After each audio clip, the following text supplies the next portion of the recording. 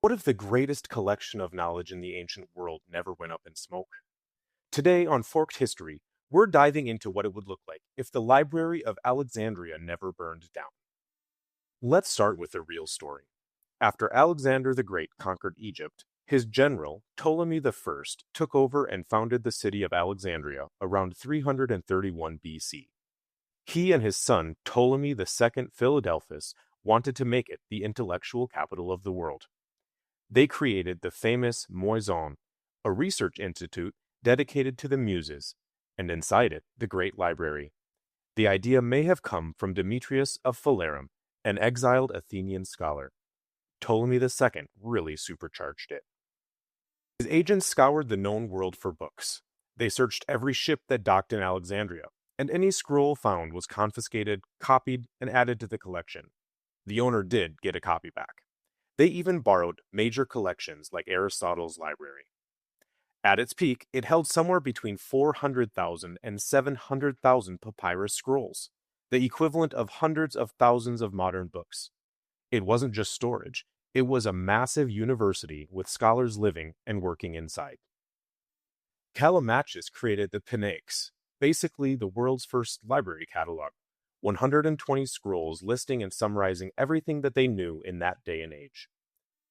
Eratosthenes calculated the Earth's circumference with shocking accuracy within a few hundred kilometers. Hero of Alexandria invented the first steam engine, centuries before the Industrial Revolution. Scholars even edited Homer's works, studied medicine, astronomy, mathematics, and even early engineering. Library of Alexandria attracted the world's greatest minds. Poets, scientists, mathematicians, and more came from across the entire Mediterranean to see its beauty. But then tragedy struck. In 48 BC, during Julius Caesar's civil war, a fire, potentially started by his troops, destroyed a large part of the collection. The library suffered more damage over centuries from wars, neglect, and later conflicts. Much of humanity's accumulated knowledge was lost forever. What if that fire in 48 BC never happened? What if the Ptolemies protected it better and the library kept growing for centuries?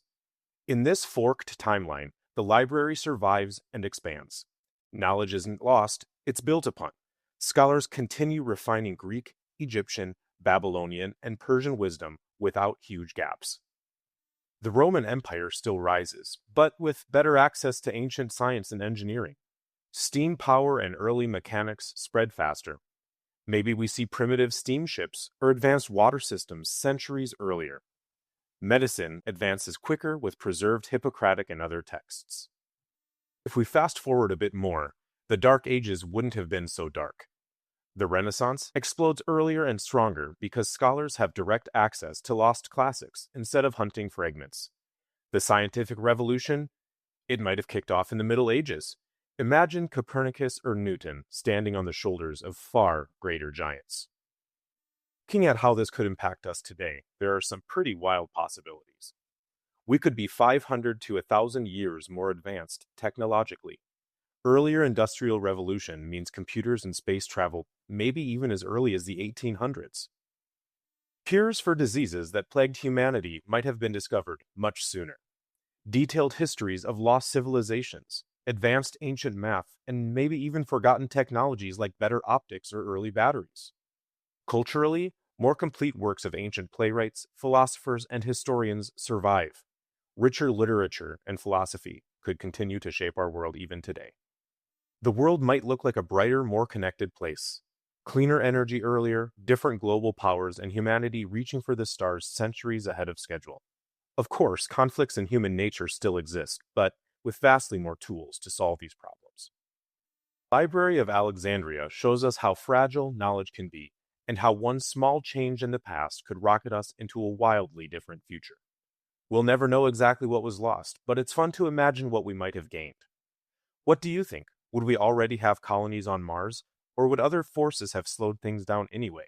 Drop your theories in the comments below.